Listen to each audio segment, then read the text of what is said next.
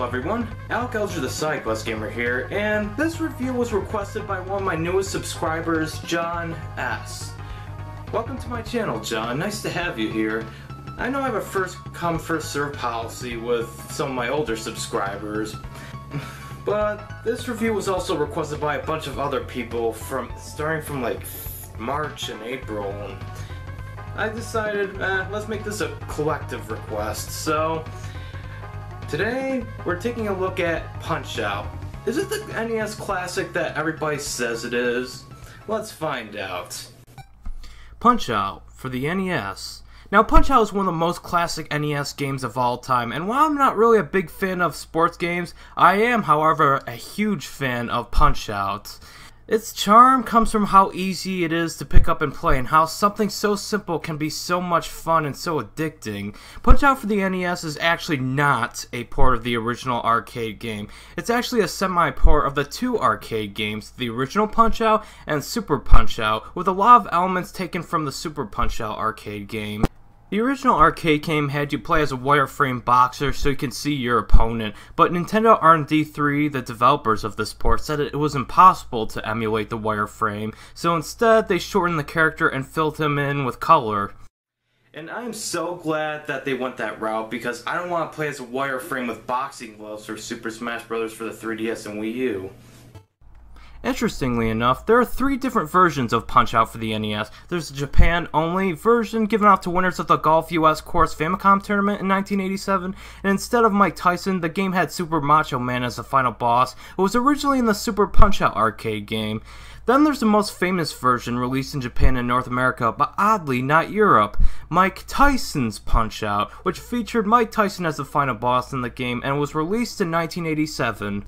Then there's the 1990 re-release version, simply called Punch-Out! It's pretty much the same game, and it's the one I'm playing for this review, except there are conflicting arguments as to why Mike Tyson was omitted.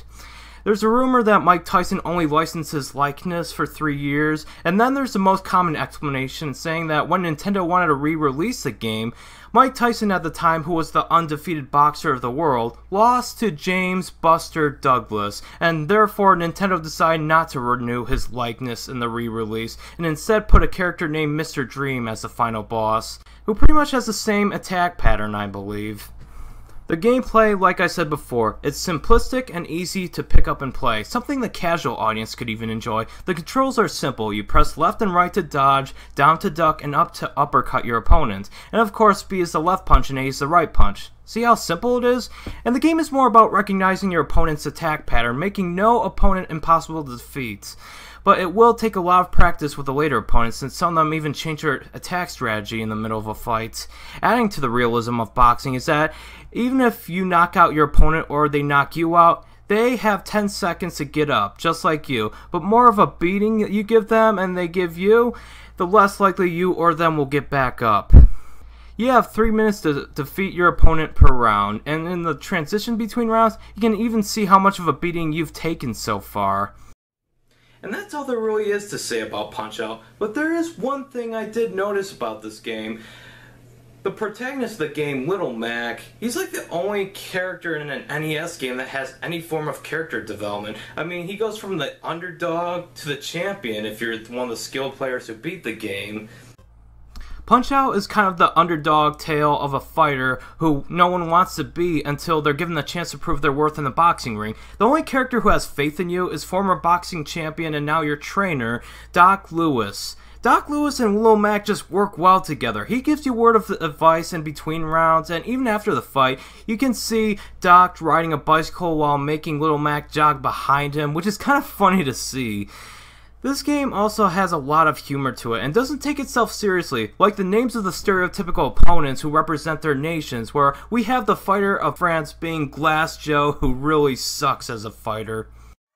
Wow, Nintendo. Way to make fun of an entire nation with stereotypes. And then we have the boxing champion of Russia who, get this, is named Soda Popinski. Soda Popinski. Apparently Russians like soda pop. There is a reason for that. He was actually renamed that for the NES game, but in the Super Punch-Out! Arcade game, he went by the less family-friendly name, Vodka Drunkinski.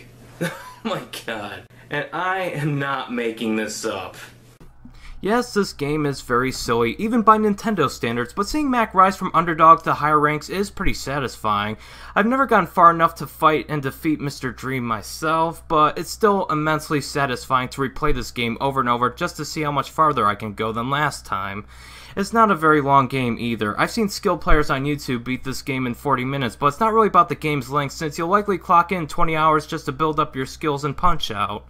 And even as of writing, this game is over 27 years old. This game has aged very well though, and even if you are one of those who beat the game, you'll likely want to come back just to re-experience the amazing experience you have previously. Even though the graphics are in 8-bit, this game's aesthetics are still very pleasing to the eye, and I really like the art style they went for in terms of background and sprite design. You're aware it's from back in the 80s, but you wouldn't have it any other way because it's that timeless. So overall, this is one of my all-time favorite NES games, and I would give this game a 95 out of 100. Many people, including me, would argue that despite the more advanced technology of the latter years in gaming, no boxing game that came after was nearly as charming and amazing as Punch-Out for the NES. Its sequels, Super Punch-Out and the one for the Wii, were also very good, with their own fun gimmicks included, but the NES controls just feel so natural for the game. And this game did get an NES sequel of sorts in 1992 called Power Punch 2, where it was originally going to have Mike Tyson himself star as a protagonist against a bunch of alien boxers who want to challenge him, but Tyson was sent to prison for something terrible he did that I will not go into since this is a PG-rated channel, but it was terrible. So instead, this game starred the fictional Mark Tyler, and because Nintendo hated the quality of the final product, they refused to re-release it as Punch-Out 2, so American Softworks, which published the game, called it Power Punch 2, despite there not being a Power Punch 1. Now, I might look into that game, but do not count on it being anytime soon. But anyways, thank you so much for watching. Comment question: what is your favorite opponent on Punch-Out? My personal favorite is Soda Popinski. It's just so ridiculous, but I want to hear from you. Do you like Glass Joe, King Hippo? Come on, tell me, what's your favorite opponent?